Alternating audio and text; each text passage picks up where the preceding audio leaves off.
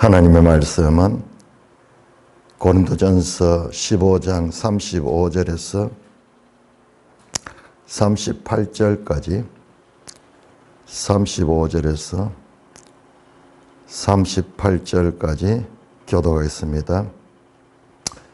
누가복음 고린도전서 15장 35절입니다. 누가 묻기를 죽은 자들이 어떻게 다시 살아나며 어떠한 몸으로 오느냐 하리니, 어리석은 자여, 내가 뿌리는 씨가 죽지 않으면 살아나지 못하겠고, 또 네가 뿌리는 것은 장래의 형체를 뿌리는 것이 아니요 다만 밀이나 다른 것의 알맹이 뿐이로되, 하나님이 그 뜻대로 그에게 형체를 주시되 각 종자에게 그 형체를 주시느니라.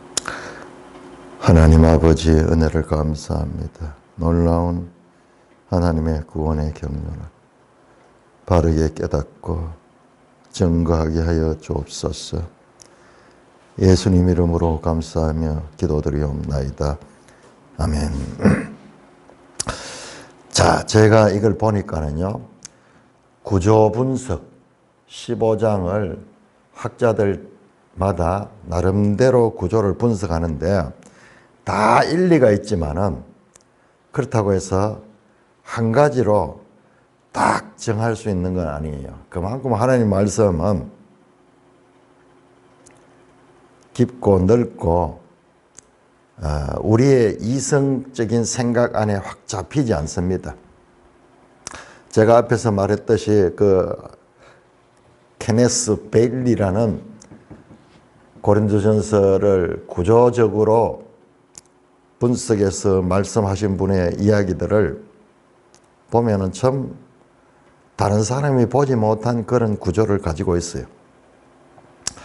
근데 그분이 아주 새롭게, 그분은 직접 중동에 살면서 지중해 문화권을 그 안에 40년 동안 살면서 이들의 독특한 표현법 같은 거 이런 것들을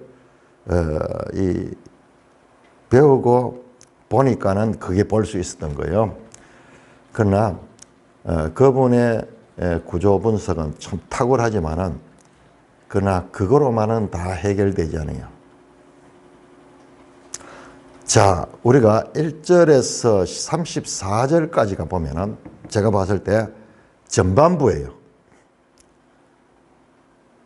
부활에 관한 메시지 가운데 전반부입니다. 이게 이제 부활에 관한 메시지이면서 동시에 뭐냐 그러면은, 자, 우리가 이걸 알아야 됩니다. 부활과 동시에 재림이 연결, 재림.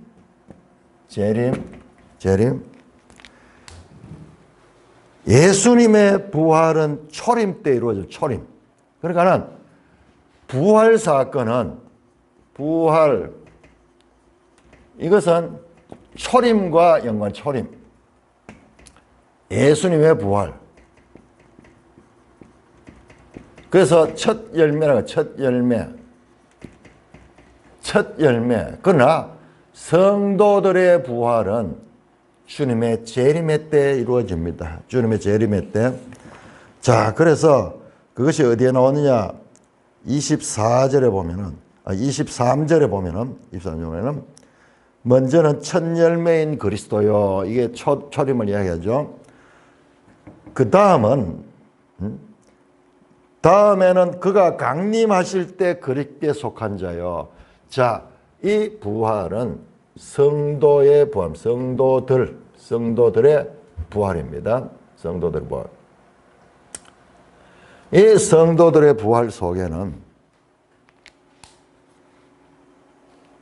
이 주님의 재림 때 어마어마한 부활이 있는 거예요. 이거는 초림부터 재림 때까지에 살았던 성도들, 예수를 믿고 새 생명을 가졌지만은 죽었던 자들이 살아나는 거예요.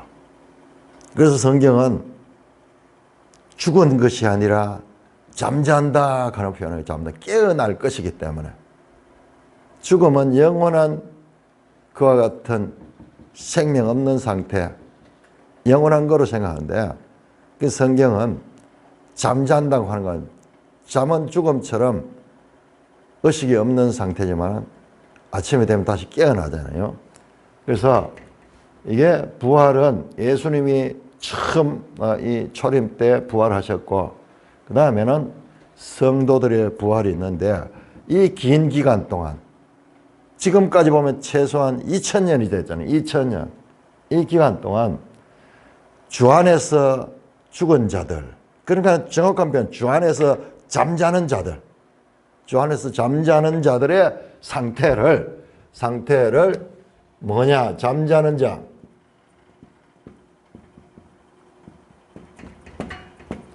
죽은 자들요. 누구냐? 주 안에서, 주님 예수 그리스도 안에서 잠자는 자들은 이 상태를 갖다가 중간기라고, 중간기. 그러니까는 이 땅에 육의 몸은 죽어서 썩었고, 그 다음에 신령한 몸을 입고 다시 부활하는데, 그 육의 몸과 신령한 몸을 입기까지의 그 중간 동안, 그 중간 기간, 이때가 잠자는 자들입니다. 이 잠자는 데 대한 이 성경의 단서는 아주 미미합니다. 이걸 학자들이 어떻게 발견했나 그러면은, 이게 이제 이 부활은 구약 성경부터 나옵니다. 구약 성경. 주 안에서 잠자는 자들이 깨어나는 그 생명. 에스겔 37장 같은 경우도 죽은 자들이, 마른 뼈들이 살아나잖아요. 정말 사망에 거기에서 아무런 소망 없잖아요. 죽으면은 뭐 아무것도 아니잖아요. 그냥 뭐 사늘하게 바뀌고 썩어 들어가고 대화도 되지 않고 정이 뚝 떨어지죠. 소통할 수 없는 그런 완전한 이 다른 이 죽음의 상태로 가는데, 그게 우리가 믿을 수 없잖아요. 왜냐하면 우리가 경험에서는 그런 것이 있을 수 없기 때문에. 자, 그런데 이 잠자는 자들의 상태가, 자, 우리 요한계시록 5장을 한번 보시면은,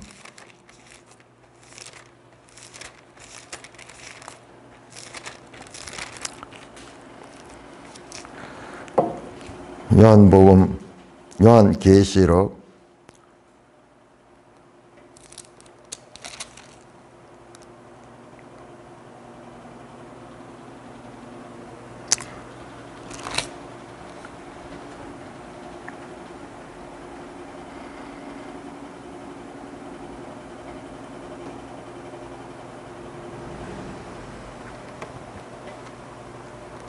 6장이네요. 6장 9절에 보니까는, 6장 9절에 보니까는, 다섯째 인을 떼실 때 내가 보니 하나님의 말씀과 그들이 가진 증거로 말미암아 죽임을 당한 영혼들, 그러니까 부활한 상태가 아니에요. 그리스도 안에서 죽은 자들입니다. 제단 안에서 큰 소리로 불러 이르되 거룩하고 참되신 대주제여 땅에 거한 자들 심판하여 우리의 피를 갚아주지 아니하시기를 어느 때가요. 우리의 이 억울한 피를 하나님, 우리의 한을 풀어주시옵소서. 인간적으로 그 표현하면 그 말이잖아요. 그러니까는 각각 그들에게 흰 두루마리를 주시며 이르시되 아직 잠시 동안 쉬되 그들의 동무 종들과 형제들도 자기처럼 죽임을 당하여 그 수가 차기까지 하라. 자, 여기 나온 사람들 누구냐 하면 영혼들. 그런데 자, 우리 죽은 자의 부활은 몸을 가지고 있으면 몸이 없어요. 그래서 그리스도 안에 죽은 자들, 자는 자는 이때까지는 그렇게 주님과 함께 있어. 주님과 함께 있지만은 그러나 몸의 부활이 있는 상태는 아니에요. 그래서 아주 이 특이한 이런 장면이요. 죽은 자들의 영혼이 막 주님과 소통하는 그와 같은 장면이 나옵니다. 또 한 군데 더 나오는 것이 20장에 보시면은 20장 그 유명한 천년왕국 여러분 천년왕국이라는 그 내용은 딱 여기 한 군데밖에 안 나와요. 성경 전체 어디도 없어요. 베드로가 말하기를 천년이 하루 같고 하루가 천년 같다. 그거는 이 말이 아니에요. 이 내용하고 다릅니다. 전혀 다른 내용이에요. 그런데 이 천년왕국 때문에 여러 가지 오해들이 많은데, 자, 그 천년왕국과 연관된 그때 보시면은 20장 4절에 보니까는 20장 4절에 보면 또 내가 보좌들을 보니 거기 앉은 자들이 있어 심판하는 권세를 받았더라. 또 내가 보니 예수를 증언함과 하나님의 말씀 때문에 목배임을 당한 자들의 영혼들과 또 짐승과 그의 우상에게 경배하지 아니하고 그들의 이마와 손에 표를 받지 아니한 자들이 살아서 그리스도와 더불어 천년 동안 왕노한다. 영혼들이야. 그 영혼들이.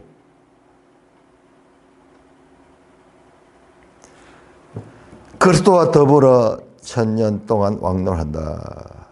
나머지 죽은 자들은 그 천년이 짜기까지 살지 못하더라. 이는 첫째 부활이라. 자, 여기에도 보면은 여기 등장한 사람들이 예수를 증언함과 하나님 말씀 때문에 목배임을 당한 영혼들과 또 짐승과 그의 우상 경배하며 이마에 손을 표를 받지 않는 자들, 그들이 죽었지만 지금 여기 살아있어. 그러나 이 상태는 몸을 입은 상태가 아닙니다. 몸을 입은 상태야. 그러니까 이 말씀 사도 바울이 또 내가 여기 살아서 이렇게 환난을 당한 것보다 주와 함께 있는 것인데 나에게는 더 좋다 갈 때 그때도 주님과 함께 있지만은 부활한 상태는 아니에요. 그러니까 이 중간기는 성도들이 그리스도와 소통은 되지만은 아직까지 기다려야 되는 상태예요. 몸의 부활은 기다려야 되는 상태입니다. 그래서 어떤 이 학자가 이 성경을 연구하는데 이 중간기에 관한 이 성경의 정보는 우리 귀에 대고 속삭이는 정도로 그렇게 많지 않다. 많지 않은 거는 많지 않은 대로 보면 돼요. 그래서 죽으면은 바로 천당에 가느냐 지옥에 가느냐 뭐 그런 이야기들이 있는데 그걸 보면은 그리스도 안에서 죽은 자들은 지금 주님 앞에 있어요. 아까 막 대화도 하고 막 그렇게 하잖아요. 지금 여기도 보면은 이제 그런 게 나오는데 그러나 몸의 부활 상태는 아닙니다. 자, 이 11절부터 보면은 계시록 20장 11절부터 보시면은 여기요. 11절에서 15절까지 우리가 지난번 계시록 공부할 때 이 부분을 자세히 봤는데 이게 또 다시 보여요. 또 다시 보이는데 자, 11절에서 15절까지 보시면은 20장 11절입니다. 계시록 또 내가 크고 흰 보좌와 그 위에 앉으신 이를 보니 하늘과 땅과 하늘이 그 앞에 피하여 간데 없더라. 자세히 봐야 돼요. 이걸 갖다 백보자 심판을 하는 그 말씀, 흰 보좌에 앉아있죠. 그 또 보니까는 12절에 죽은 자들이 큰 자나 작은 자나 보좌 앞에 서 있다. 자, 여기에 보좌 앞에 서 있는 자는 죽은 자들이에요. 죽은 자들. 그러니까는 이 중간기 속에 있는 그 상태에 있는 자들 같아요. 죽은 자들이. 자, 여기는 보면은 이거는 지금 성도들을 가리켰는데 여기에는 성도들이 아니고 일반 믿지 않는 자들인 것 같아요. 왜냐 그러면 자세히 보시면은 보좌 앞에 책이 펴져 있어요. 그런데 보시면은 12절에 보면은 보좌 앞에 서 있는데 책들이 펴 있고 또 다른 책이 펴져 있고 곧 생명책이라 두 종류의 책입니다. 두 종류의 책. 자, 책들이 펴져 있다. 복수죠. 그리고 또 다른 책. 요거는 단수야. 그래, 책들과 다른 책, 단수로 표현된 요 다른 책과 이 책들로 표현된 복수의 책이 두 종류가 있어요. 근데 요 다른 책은 이 설명, 곧 생명책이야. 자, 여기에 단수로 나와 있는 이 책은 생명책, 생명책. 그리고 복수로 나와 있는 책은 생명책이 아니에요. 근데 죽은 자들이 자기 행위를 따라 책들에 기록된 대로 심판을 받는다. 여기 책들은 생명책이 아닌 책이에요. 그 어떤 분들은 이걸 행위 책이다 그렇게 이야기하는데, 아니 그러면은 그 행위를 따라 심판을 받는가? 그래요. 믿지 않는 자들은 행위 심판을 받는 거예요. 그들이 예수를 믿지 않았기 때문에. 죽은 자들이 자기 행위를 따라 책들에 기록된 대로 심판해. 자, 그러니까 이 책들 하는 게 행위가 기록되어 있는 거. 믿지 않는 자들의 행위가 기록된 책들이에요. 책들. 그래서 심판을 받는데 어떻게 심판하냐? 바다가 그 가운데 죽은 자를 내주고 사망과 음부도 그 가운데 죽은 자를 내주며 각 사람이 자기 행위대로 심판한다. 이거 보세요. 죽은 자들. 네크로이. 바다 가운데도 죽은 자들이 나오고 사망과 음부도 그 가운데 죽은 자들을 내주매. 사망 자체가 죽음을 가리키는데 사망과 음부가 보통 지옥, 하데스 그걸 가리키는데 거기에서 또 죽은 자들이 나와요. 그러니까 우리가 이 하나님의 관점에서 보면은 죽음 자체도 피조된 존재예요. 피조된 존재예요.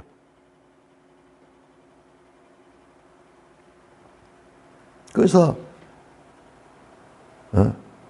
그 사망과 음부도 그 가운데 죽은 자들을 다 내주니 각 사람이 자기 행위대로 심판을 받는다. 각 사람이. 자, 여기서 사망과 음부도 불못에 던져지니 이게 둘째 사망 곧 불못이라. 누구든지 생명책에 기록되지 못한 자는 불못이다. 자, 여기에 나오는 이 심판은 생명책에 기록된 자들 아니에요.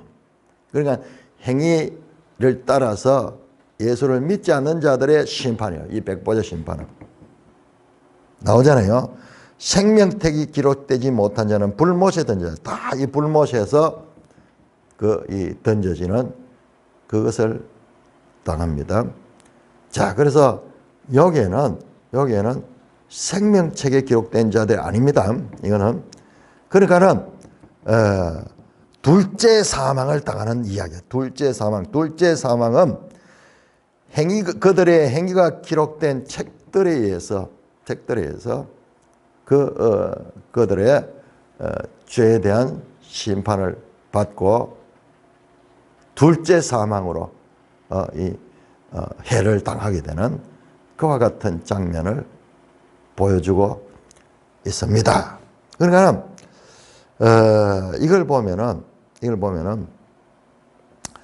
이 죽은 자의 부활 가운데 두 종류가 있어. 하나는 생명책에 기록된 자들의 부활이고 그 하나는 생명책에 기록되지 못한 자들, 즉 행위가 기록된 그 책. 이것도 하나의 어떤 좀 상징적일 거예요. 이 생명책에 기록됐다 하는 명부가 있다 없다 이런 이야기거든요. 우리 옛날에는 그런 이야기를 많이 했거든요. 우리도 살생부 하면서 다 명단이 있다는 거예요. 살생부 명단. 그러면서 이제 그걸 하는데 그걸 어떻게 이 죽은 자의 심판에 대해서 말하기 위해서 어떤 그런 고대의 관용적인 그런 표현일 수 있어요. 하나님이 꼭 뭐 책을 보고 기록된 걸 보고 이렇게 하시겠어요? 하나님 전지하시고 전능하신데 우리가 이해할 때는 어떤 그 기록을 따라 가지고 작은 하나님의 기록에 따라 가지고 그렇게 심판한다 그 말입니다. 그러면 21장에 가면 바로 새하늘과 새 땅이 나오거든요. 새하늘 새 땅. 여기에는 이와 같은 것이 다 해결된 다음에 그래서 우리 고린도전서에서 이 15장 26절에서 맨 나중에 멸망받을 원수는 사망이니라 할 때 이 사망이 바로 여기에 계시록 20장 13절에 사망과 음부도 그 가운데 죽은 자를 내면서 심판받고 그 다음에 사망과 음부 그 자체도 불못에 던지시잖아요. 맨 나중에 멸망받을 원수는 사망이다. 지금 이거예요. 이거. 지금 고린도전서에 이 15장 26절에 맨 나중에 멸망받을 원수는 사망인가 또 나옵니다.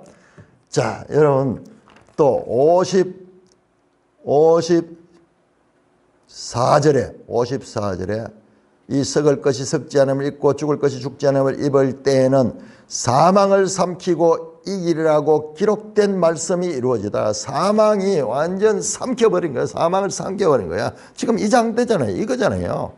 사망이 확 불못에 던지잖아요. 큰 힘을 가진 짐승이 와가지고 확 삼켜 먹어버리듯이 하나님의 능력이 그 사망 자체를 멸해버리는 거예요. 멸해버리는 거. 자, 그러니까 사망의 멸함이 두 군데 나옵니다.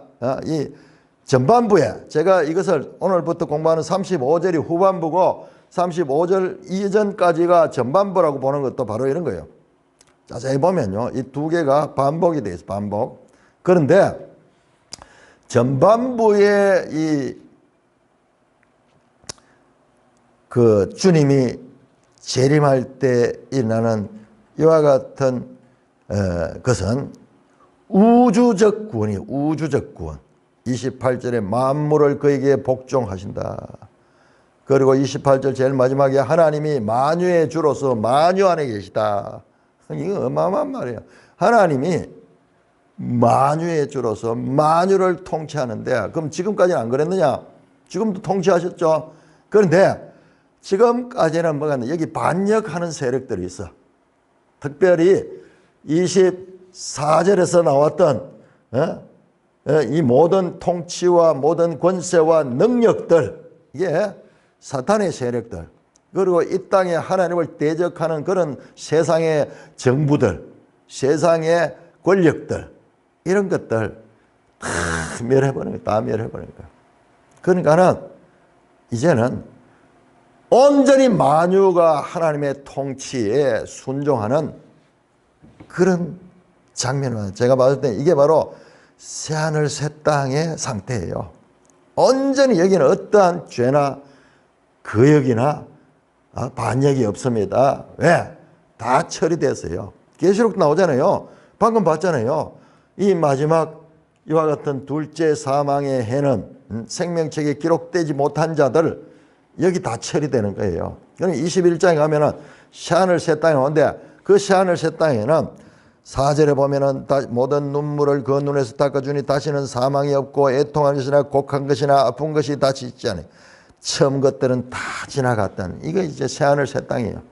지금 이 상태가 바로 고린도전서 15장 28절의 상태입니다. 28절의 상태. 온전히 하나님이 만유 안에 통치하고 사망도 없고 그로 인한 모든 죄된 것들도 없어지는 온전한 새롭게 된 이 하나님의 나라가 이어지는 거예요. 그러니까 이게 요한계시록은 요한이 기록했고 고린도전서는 바울이 기록했는데 이 두 분의 이야기가 각각 다른 이야기인 줄 아는데 자세히 보니까는 이 두 분의 이야기가 같은 이야기. 그러니까 서로 보완해서 이 하나님의 이 구원의 경륜을 우리가 더 자세하게 알 수가 있는 것입니다. 자, 다시 본문으로 돌아갑니다. 이 중간기를 이야기했는데, 자, 이런 중간기가 있다 하는 겁니다. 그런데 성도들의 부활은 주님의 재림 때 일어나는 거예요. 자, 여기에 보세요. 주님의 재림 때 일어난다고 그렇게 하죠. 23절에 보면은 첫 열매인 그리스도요. 다음에는 그가 강림하실 때 그렇게 속한 자다. 강림할 때 재림 때입니다. 이게 파루시아, 파루시아. 이건 주님의 재림을 나타내는 본입니다. 강림하시다. 그때 주님의 재림의 때요. 자, 이것이 제가 이제 후반부 35절에서 58절까지 이 후반부를 보면서 여기에 이 15장 1절에서 34절, 그 다음에 35절에서 58절. 자, 요 두 개가 보면요. 이게 공통점이 있어요. 공통점. 이 두 안에, 이 보면은 이 두 개가 공통분모가 있는데, 방금 이야기했던 사망을 멸하는 내용이 맨 나중에 멸망받을 원수는 사망이다. 26절 나오죠. 26절. 다시 여기도 보면 54절에 사망을 삼키라 한 하나님의 말씀. 사망아 너의 손은 것이 어디냐? 그러면서 사망에 대한 이야기가 나옵니다. 자, 여기에 보시면은 여기에 사망이 나오죠. 사망. 그 다음에 여기에 또한 21절에서 24절까지인가 여기에 보면은 아담과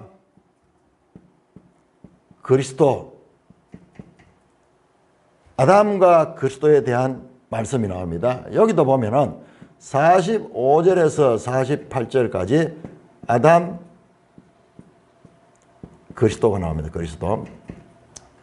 자세히 보면은 같은 이 성도의 부활을 나타내는데, 자, 여기에 24절에서 28절까지 여기가 중요합니다. 여기에 24절, 28절까지 이거는 만유의 이 새롭게 함. 여기에 악한 것들이 다 제거되고 온전한 하나님의 통치가 이루어집니다. 자, 여기는 이제 이 무엇이 나오냐 하면 이게 성도의 부활.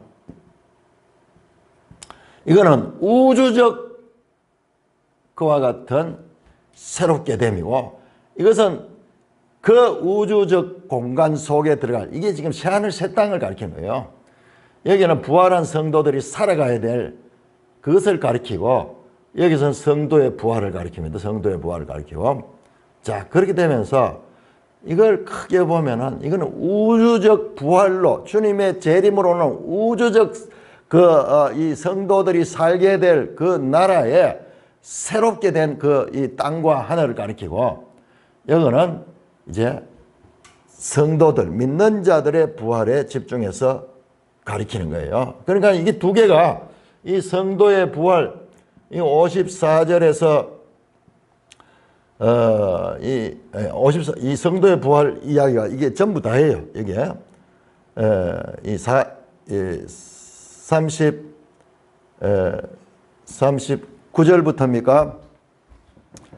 38절부터 쭉 성도의 부활에 대해서 말하고, 최종적으로는 여기도 사망을 멸하는 내용이 나옵니다. 사망을 삼키려 하신 그 기록된 말씀이 이루어지라 하는. 그래서 이 1부와 2부가 반복되면서, 그러면서 초점이 달라요. 1부는 만유의 새롭게 함. 그 다음에 2부는 신자들의 부활, 그 상태에 집중합니다. 그 때가 보시면은 51절 보세요. 51절. 보라, 내가 너에게 비밀을 말한다. 우리가 잠자게 마지막 나팔의 순식간에 혼혈을 배라. 자, 요 때가 보세요. 자, 요 때가 같은 때예요. 시간이 같은 때입니다. 자, 51절이죠. 51절. 자, 이거는 앞에서 말했죠. 부활, 주님의 재림의 때, 이게 23절에 나왔죠. 23절에 그렇죠? 요게 23절에 나왔어요. 23절 주님의 재림의 때죠. 51절은 마지막 나팔이 불 때, 마지막 나팔이 불 때는요, 이게 관용적인 표현이에요. 이게 최후의 주님의 재림의 순간입니다.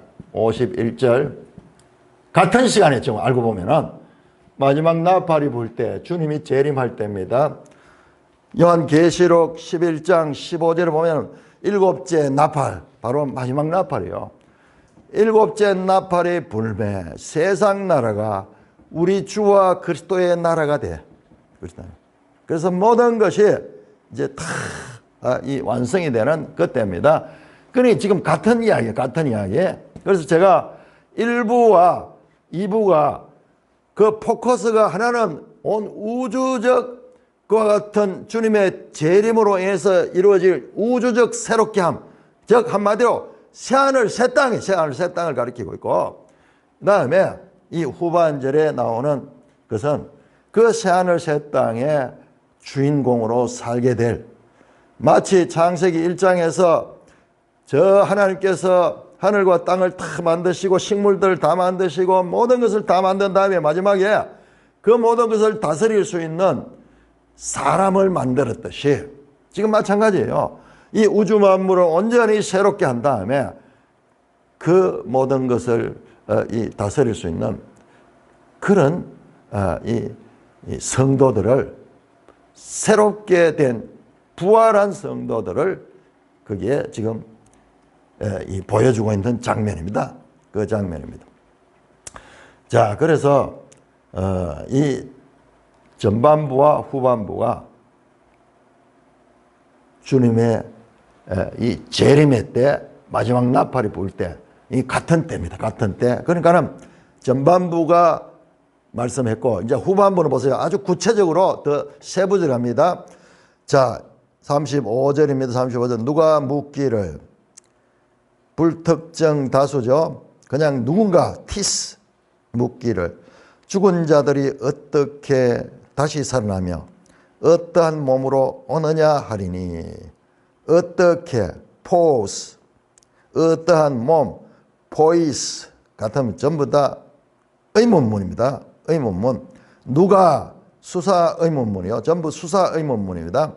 그러니까 이걸 자세히 우리가 연구를 해보면 바울은 지금 여기에 지금 말씀하는데, 이 위대한 말씀하는데 논리적으로 이렇게 이렇게 수사적으로 이렇게 하는 뿐만 아니라 상당히 대화하듯이 하고, 대화하듯이.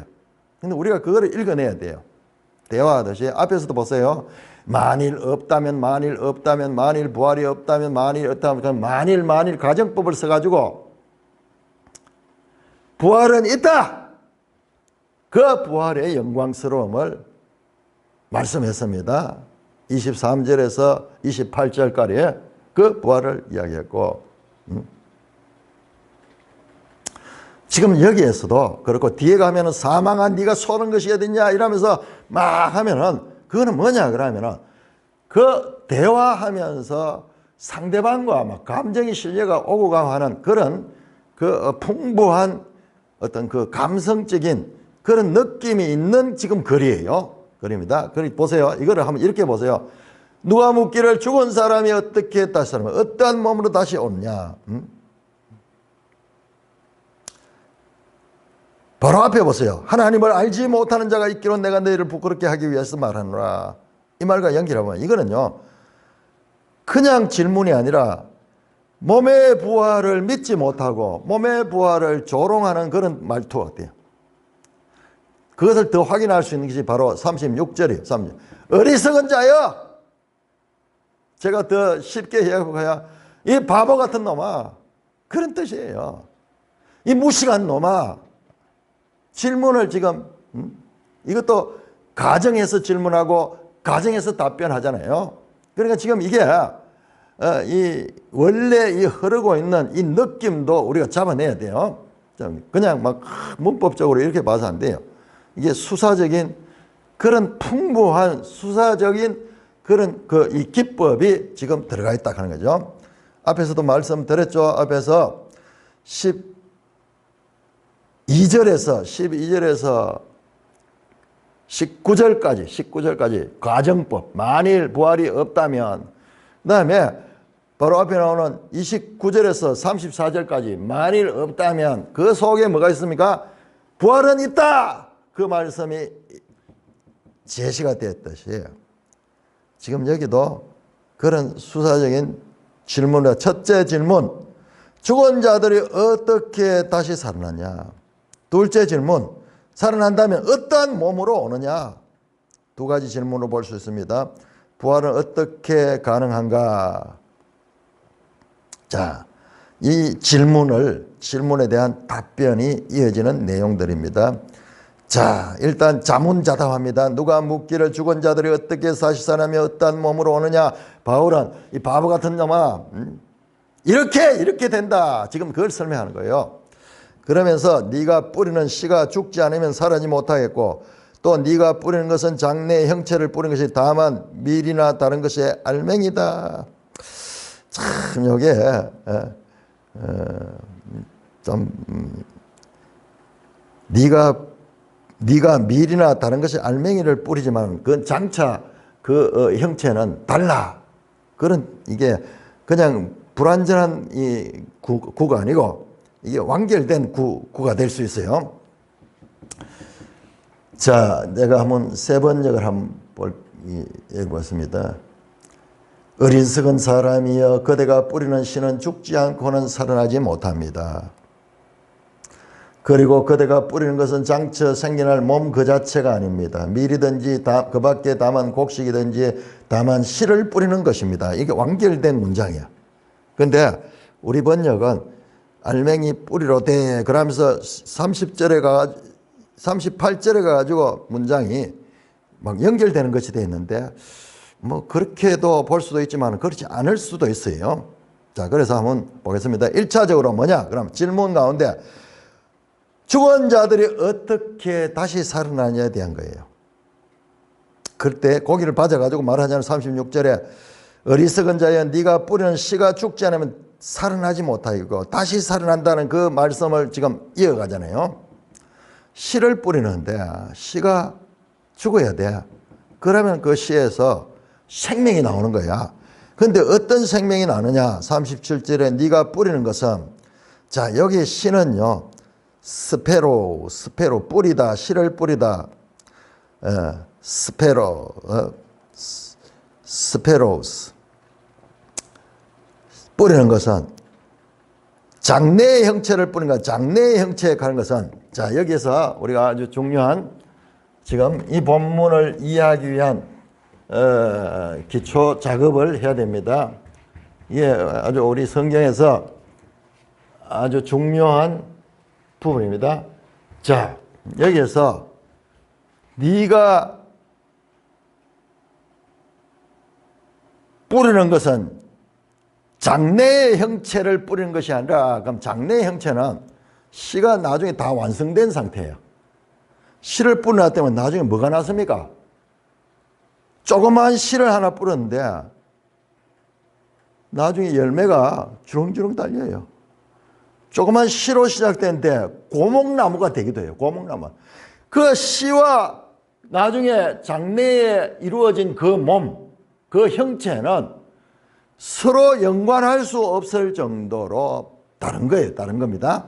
자, 근데 여기에 장래의 형체 나오는데, 장래의 형체 나오는데, 여기에 헬라어로 소마입니다. 소마.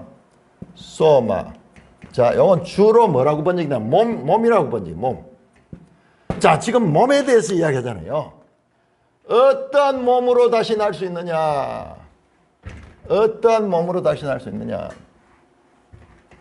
씨를 뿌렸는데, 조그만 씨 하나를 뿌렸는데, 장래의 형체는 상상할 수 없는 그런 몸을 가지고 나오는 거예요.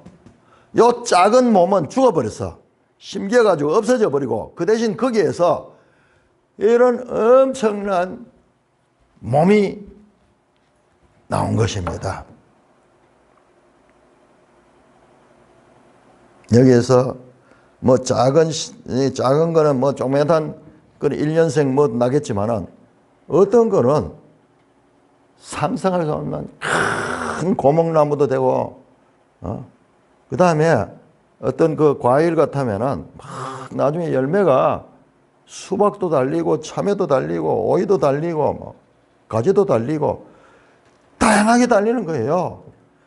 그런데 그것을 심기 위해서 수박 덩어리를 심는 게 아니고, 장래의 형체죠. 수박 덩어리는 그걸 심는 게 아니고 작은 씨 하나를 심었는데 그게 되는 거예요. 그 이야기를 한 거예요. 그러니까는 죽은 자들이 어떻게 다시 살아나냐. 자연 법칙에도 다시 살아난다. 그냥 작은 씨를 하나 뿌렸는데 그것이 죽고 그 안에서 큰 열매들이 달린다. 37절에 장래의 형체를 뿌린 것이 아니라 수박 덩어리를 심는 게 아니고 고목나무를 심어가지고 고목나무가 나오는 게 아니고 씨 하나만 나오는 게 나오죠. 다만 나오죠. 딱지 하나죠. 다만 밀이나 다른 것이 알갱이다. 그냥 낫알, 씨앗, 낫알을 뿌렸는데 난다 이 말이야. 그러면 죽은 자들이 어떻게 다시 사느냐? 이와 같이 죽은 자들이 살아난다고요. 이와 같이. 우리도 자연계에 보면은 이런 일이 없는 것 같지만 자세히 들다 보면은 보잘것없는 것이 죽었는데 거기서 생명이 나서 놀라운 그와 같은 열매들을 맺고, 그 다음에 장차 큰 형체를, 몸을 가진 그런 식물들이 나타난다. 그 말입니다. 그 말입니다. 그러니까는 죽은 자들이 어떻게 다시 사느냐. 씨가 죽어가지고 그 열매를 맺듯이 그와 같이 이게 자연 법칙에도 그런 법칙이 있다라는 말씀입니다. 바보 같은 자야. 세상에 살면서 늘 그런 그 속에 살고 있으면서도 그걸 모르느냐. 그 이야기죠. 작은 낫알, 그것이 알맹이 하는 거야. 알맹이. 코코스, 낫알, 껍질이 벗겨져 있는 그런 알갱이 하나. 자연 속에도 이와 같은 부활의 그와 같은 어떻게 다시 사느냐, 그런 방법으로 살아난단 말이야. 어떻게? 포스. 거기에 대한 답변입니다. 그 다음에 38절은 하나님이 그 뜻대로 그에게 형체를 주시되, 자, 이 형체가 앞에는 장래의 형체죠. 소마입니다. 소마. 자, 몸을 주셨다. 지금 몸 이야기를 하는 거야. 어떤 몸, 어떤 몸으로, 어떤 방법으로. 두 가지 질문에 어떤 방법으로 다시 살아날 수 있느냐, 그리고 만약 살아나면 어떤 몸으로 되느냐. 이 몸이 소마예요. 소마. 그러니까 지금 거기에 대한 답변을 하고 있다고 볼 수 있는 거예요. 자, 씨가 죽었는데 거기서 열매가 살아나듯이 그런 방법으로 부활할 수 있지 않느냐. 어리석은 자야. 주변에도 보면 그게 우리 질서 속 자연 질서에도 나오지 않느냐.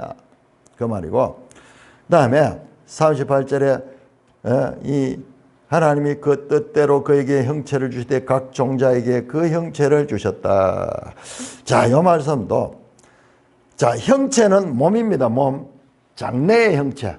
씨가 들어가서 나중에 된 열매. 또 열매가 아니고도 장성한 상태. 나무 같으면 큰 나무도 되고 뭐 이런 것입니다. 자, 하나님이 그 뜻대로 그에게 형체를 주되 그 형체는 하나님이 원하는 대로 그렇게 줬다. 각 종자에게 스페르마, 각 씨입니다. 씨, 종자, 씨. 각 스페르마에게 그 형체를 주셨다. 이 형체가 이거면 다시 자 형체 소마입니다. 소마. 자 여기에서 우리가 조금 앞으로 돌아가겠습니다. 제가 늘 이야기했죠. 고린도전서가 따로따로 되어 있으면서도 이게 또 앞에 거하고 연결이 되어 있다고요. 자 2장 한번 2장. 자 2장에서 우리 이 고린도전서 할 때 꼭 이 부분이 중요하게 다뤄져야 될 부분입니다. 2장 14절에 보시면 2장 14절에 지금 2장 3장에 나왔던 이야기가 여기 다시 또 나오는 거예요. 자 2장 14절에 보면 육에 속한 사람은 나오죠. 자 육에 속한 사람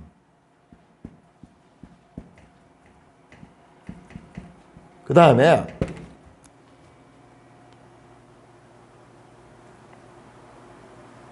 15절에 신령한 자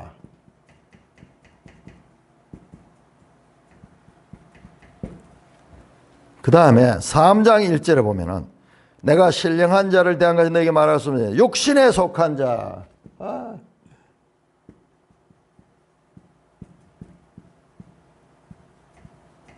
육에 속한 사람은 뭐고 육신에 속한 사람은 뭐냐 신령한 자는 알겠는데 근데 여기 이제 우리 성경에도 이게 잠깐 우리 언어로서는 잡기 좀 힘든 헬라어의 아주 섬세한 거기. 일단 이게 소마입니다. 소마 몸은 소마. 자 그런데 여기에 육에 속한 사람 이 육은요. 육은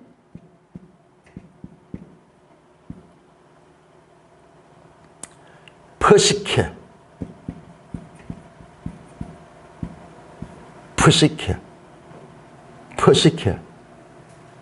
신령한 자는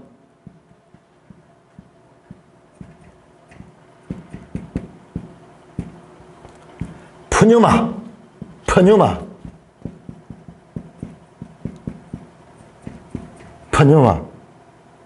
아주 중요합니다. 이 퍼시케는 우리 보통 생명 갈 적에 그 퍼시케였습니다. 푸뉴마는 성령 갈 때 그 얘기고. 자 그러면 육신에 속한 똑같은데 이게 또 달라요. 사륵스 이렇게 다른 거예요. 우리 봤을 때 이 두 개는 지금 같을 것 같은데 두 개는 같을 건데 이게 뭡니까? 육신 전부 몸이잖아요. 몸을 가리키잖아요. 우리 몸을 한자어로 육체 그러죠. 육체 몸 구분이 잘 안 돼요.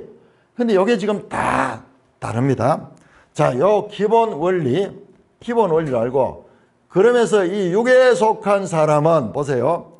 2장 14절 하나님의 성령의 일을 받지 아니하니 그것은 그들에게 어리석고 그것을 알 수 없다. 그것은 영적으로 분별되기 때문에 육에 속한 사람은 하나님의 성령의 일을 받을 수 없는 거예요. 그런데 신령한 자 이것은 여기에 대하면 영적인 사람은 그런 거예요. 영적인 푸뉴마티코스 이 사람은 성령의 일을 알 수 있는 거예요. 이게 이 거듭난 자 하나님께 속한 자. 그런데 다음에 다시 육신에 속한 자가 나오는데 육신에 속한 자는 3장 1절에 보면은 그리스도 안에서 어린아이 같다. 육신에 속한 자는 그리스도 안에 있지만 어린아이 같다. 이거는 어떻게 보면 믿는 자를 가리키는 수도 있어요. 그런데 이 두 개가 이 프시케와 이 사륵스가 이게 참 구별하기가 쉽지 않아요. 자관 이 두 개는 신령한 자 이게요 그냥 신령하라고 해놓으면 좀 이상한 영적인 자예요. 푸뉴마티코서 이런 인간 사람에 대한 구별이 있는 거예요. 그러니까 이 자는 거듭난 그리스도 안에 있는 자고 이 육에 속한 자나 육신에 속한 자 어떨 때는요 또 이걸 또 육에 속한 자라고 할 때도 있어요. 이 성경 안에서도 보면은 조금 이 은밀한 구별이 쉽지 않아요. 그런데 자세히 보면 좀 차이가 있어요. 그냥 이건 영어로 보면요. 영어로 보면 soul. 소울이 뭐냐 그러면 우리는 이걸 갖다 혼이라고 보냐. 혼. 트념하는 영이라고 하고, 우리는 보통 영혼 같이 이야기해요. 영혼. 사실은 혼을 이야기하는 혼. 영혼은 다 있거든요. 영혼은. 이 소울은 살아있는 사람이 다가 있는 거예요. 이거는 그냥 내추럴, 이건 자연인이라고. 자연인이고, 이건 태어난 그 사람들, 아담이 지금 요 상태예요. 요 상태. 자연인이고. 자, 이거는 성령으로 거듭난 자입니다. 이건 스피리추얼. 영적인 자. 이거는 자연인입니다. 그냥 태어난 거. 아담의 상태가 이거예요. 자, 이 사륵스, 이게 육신에 속한 자, 이것도 거의, 일단은 한번, 이건 그냥, 이 육체, 이 사륵스가 어떨 때는 고기를 가리키거든요. 고기. 이게 또 좀 고상하잖아요. 이거는 좀 정신적인 그런 면인데, 이거는 육체를 가리키고, 살을 가리키고, 막 그렇게 하거든요. 그러니까는 요 두 개는 거의 같아요. 예, 거의 같아. 엄밀하게 구별이 잘 안 돼. 요 두 개는. 잠깐, 신령한 자, 이 영적이지 않는 사람들. 자, 다시 본문으로 돌아옵니다. 다시 요 기초를 알아야 됩니다. 지금 여기서 나오는 것은 37절, 38절에 하나님이 그 뜻대로 그에게 형체를 주시되 각 종자에게 형체를 주셨다. 전부 뭐냐? 이 몸을 가리켰어요. 몸, 소마. 몸을 주셨다. 그러니까는 우리는 사람이나 짐승한테는 몸이라고 쓰지만은 식물들한테는 몸이라는 것을 잘 쓰지 않는데, 잠깐 여기서는 잠깐 각 식물들마다 다 모양이 다르잖아요. 잎 모양도 다르고, 이 줄기도 다르고 다 달라요. 다. 그냥 뭐 언뜻 보면 똑같은 것 같은데 다 달라요. 사람 얼굴이 다 달라. 그래서 소마라는 범위가 우리가 사용하는 이 몸이라는 것보다도 좀 더 큰 의미로 지금 사용됐다. 일단 소마를 알아야 됩니다. 자, 그 다음에 39절에 보시면은 육체는, 자, 여기까지 읽었고 39절에서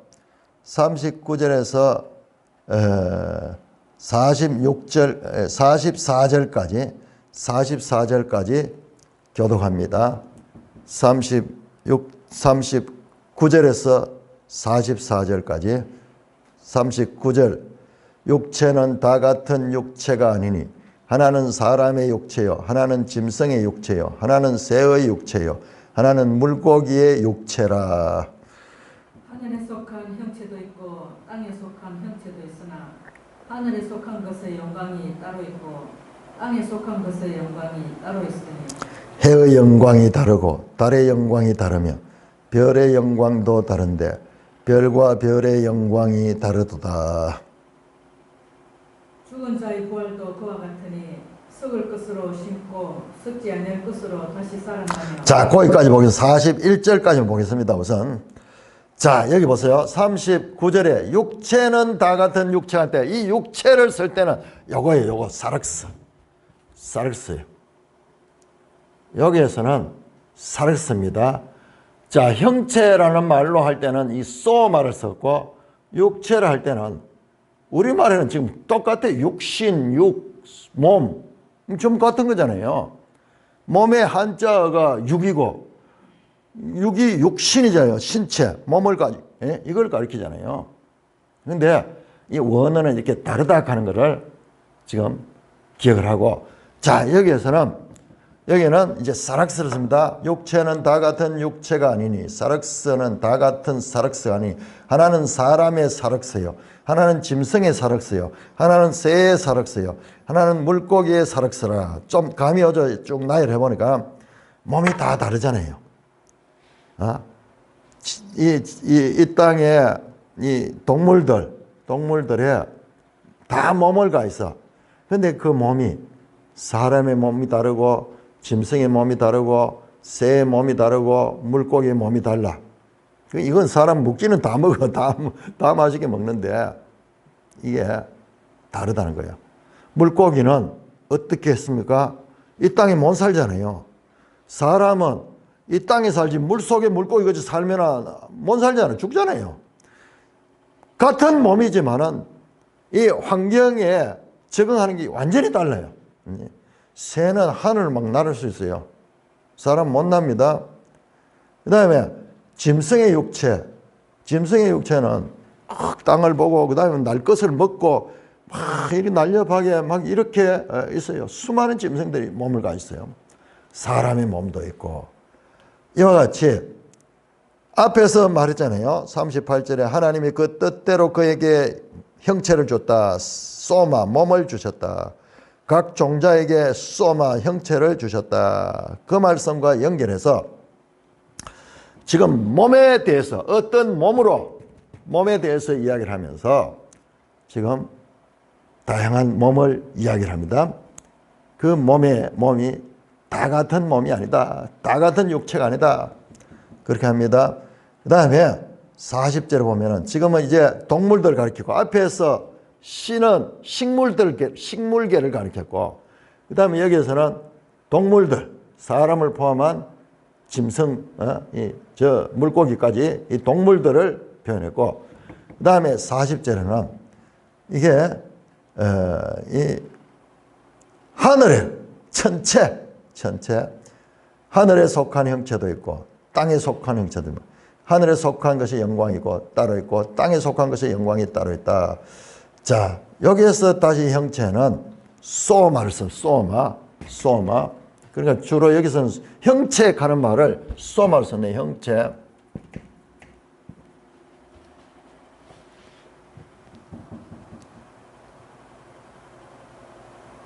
자, 여기는 지금 전체를 이야기한 것이 아니고 이것은 이제 41절에서 전체를 이야기하고요. 요 40절은 지금 39절과 41절을 그 중간에서 연결해 주는 역할을 하네요. 자, 앞에 나왔던 것은 사람의 육체, 이 짐승의 육체, 새의 육체, 물고기 육체는 땅에 속한 형체. 40절에 여기는 땅에 속한 형체. 그 물고기도 땅에 포함되는 거예요. 하늘도 땅에 포함돼. 여기에 새 같은 이 정도는 이게 하늘에 있지만은 이것이 저 전체에 비하면 이 땅에 속한 거예요. 그러니까 우리하고 같이 살아가는 이런 이 몸을 가진 이 동물들을 가리킵니다. 그래서 하늘에 속한 것의 영광이 따로 있고 땅에 속한 것의 영광이 따로 있다. 다 위치가, 피조물들의 위치가 어떤 건 하늘에 있고 어떤 건 땅에 있는데 땅에 속한 것의 영광이 따로 있고 하늘에 속한 것의 영광이 따로 있다. 이 말은 뭐냐 그러면 앞에서 나왔잖아요. 물고기는 물 속에서 가장 영광스러운 거예요. 그런데 물을 떠나면은 그대로 죽어요. 반대로 사람이나 짐승은 물 속에 들어가면은 거기서는 뭐 죽습니다. 그러나 땅에서는 이 호흡하고 이렇게 살면서 이게 영광스러운 거예요. 그러니까 각 몸들이 활동하는 영역이 다르고 각자 따로 고유한 것 같은 영역이 있다. 그러면서 이제 41절에 해의 영광이 다르고 달의 영광이 다르며 별의 영광도 다르고 이제 하늘에 있는 것의 형체. 자, 여기에 하늘에 속한 형체 갈 때 형체 소마가 나왔습니다. 자, 여기에서 이제 영광이라 했는데 해의 영광이 다르고 달의 영광이 다르고 별의 영광이 다르며 별과 별의 영광이 다르다. 자, 이 하늘에 있는 것은 영광이라고 표현해요. 영광이라는 빛을 내고 뭔가 찬란한 그런 거죠. 자, 그런데 그 전체에 해가 영광이 다르고 달의 영광이 다르고 별의 영광도 다르며 별과 별들의 영광이 또 달라. 뭐냐 그러면은 하늘에 있다고 해라고 해가지고 하늘에 있는 거라고 다 똑같은 게 아니야. 땅에 있는 것도 다 다르듯이 하늘에 있는 것도 해가 다르고 달이 다르고 그 다음에 별이 다르고 막 이렇게 되는 거예요. 얼마나 다른지 몰라요. 우리가 몰라서 그렇지. 해는 어마어마한 열을 가지고 있습니다. 그러나 달이나 별은요, 춥습니다. 춥습니다. 여러분, 우리가 보는 뭐 목성 같은 거, 이런 거는요, 얼음덩어리예요. 어떤 생명체도 살 수 없는 곳이에요. 생명체 살 수 없는. 우리 인생은 그거 가면 막 도무지 살 수 없는 거예요. 그리고 중력 상태도 다르잖아요. 그럼 우리가 봤을 때 하늘에 별이 번쩍번쩍하고 있으니까는 뭐 비슷한 같은 것 같은데, 땅에 있는 것들도 각자 다 다르지, 하늘에 있는 것들도 다 다르다. 그러면서 이 말은 뭐냐? 38절에 하나님이 그 뜻대로 각각 종자에게 형체를 주셨고, 각각 이 몸에 대해서 이 몸을 다르게 만들었다. 38절에 하나님이 그 뜻대로 그 형체를 주되 각 종자에게 그 형체를 줬다. 이 말은요, 종류대로 줬다는 거. 종류대로, 각 종류대로. 창세기 1장에 하나님이 천지를 창조할 때 종류대로 나왔죠. 그 다음에 40절에 보시면은 따로 40절에 하늘에 속한 형제도 있고, 하늘에 속한 것이 따로 있고, 땅에 속한 것도 따로 있고, 41절에 해의 영광이 다르고, 달의 영광이 다르고, 각자. 그 다음 39절에 육체도 다 같은 것이 아니고, 다르고, 종류대로 따로 다른, 그와 같은 몸의 다양함을 나열했습니다. 무엇하기 위해서? 42절을 말하기 위해서. 자, 죽은 자의 부활도 그와 같다. 그러면서 이것은 지금까지 이야기는 죽은 자의 부활에 대한 말씀. 어떤 방법으로 다시 사며 어떤 몸으로 다시 사느냐, 거기에 대한 답변으로 하기 위해서 이 말씀이 있었다는 것을 알 수가 있습니다. 자, 죽은 자의 부활도 같다. 그와 같다. 자, 이 말씀은 우리가 내일 살펴보도록 하겠습니다.